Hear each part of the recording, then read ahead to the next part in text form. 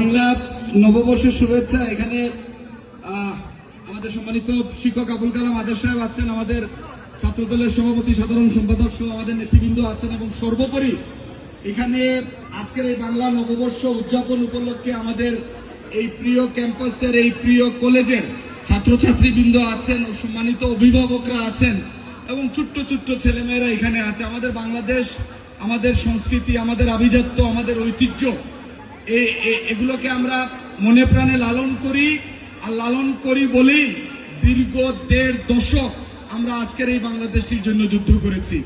আমরা আমাদের গণতন্ত্র, আমাদের মৌলিক অধিকার, আমাদের সংস্কৃতি, আমাদের আভিজাত্য ফিরিয়ে আনার দাবিতে, আমাদের ভোটাধিকার ফিরিয়ে পাওয়ার দাবিতে আমরা দীর্ঘ 1.5 দশক নিরবিচ্ছিন্ন যুদ্ধ করেছি, এবং সেই যুদ্ধ করতে গিয়ে আমরা হাজারো বাংলাদেশি মানুষকে আমরা হারিয়েছি, হাজারো নেতাকর্মীকে হারিয়েছি, সাথীকে হারিয়েছি, দেশপ্রেমিক মানুষকে হারিয়েছি, যাদের রক্ত, যাদের ত্যাগের বিনিময়ে আজকে এখানে নিঃশঙ্ক চিত্তে নির্ভয়ে আজকে বাংলা নববর্ষে এই অনুষ্ঠানে বক্তব্য দিতে পারছি। আমরা আজকে তাদেরকে স্মরণ করছি, এবং আমরা বৈষম্যহীন বাংলাদেশ গড়ার ক্ষেত্রে আমাদের মাননীয় প্রধানমন্ত্রী জনাব তারেক রহমান যে পরিকল্পনাগুলো গ্রহণ করেছেন, অ্যানাউন্স করেছেন, সেটি বাস্তবায়নের কাজ শুরু হয়েছে। আমরা বিশ্বাস করি নতুন বর্ষ, এই নববর্ষে বাংলাদেশের প্রতিটি মানুষের যে প্রত্যাশা, সেই প্রত্যাশার বাংলাদেশ বিনির্মাণ আমরা করব ইনশাআল্লাহ, এবং এই বাংলাদেশ হবে প্রতিটি ধর্ম, বর্ণ, শ্রেণী পেশার মানুষের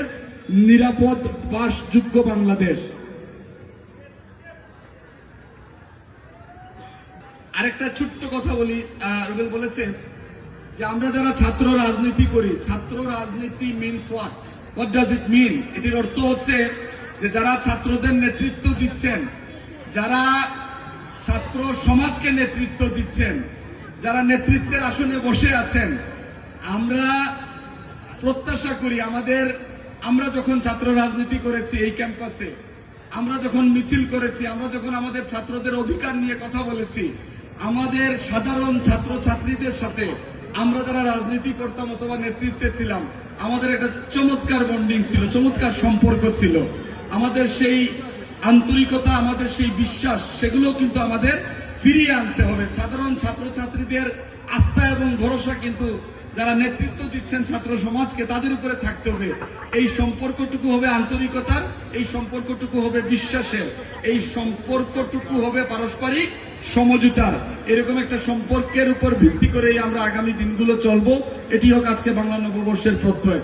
আপনাদের সকলকে আবারও বাংলা নববর্ষের শুভেচ্ছা জানিয়ে আমি আমার বক্তব্য শেষ করছি। ভালো থাকবেন সকলে। আসসালামু আলাইকুম।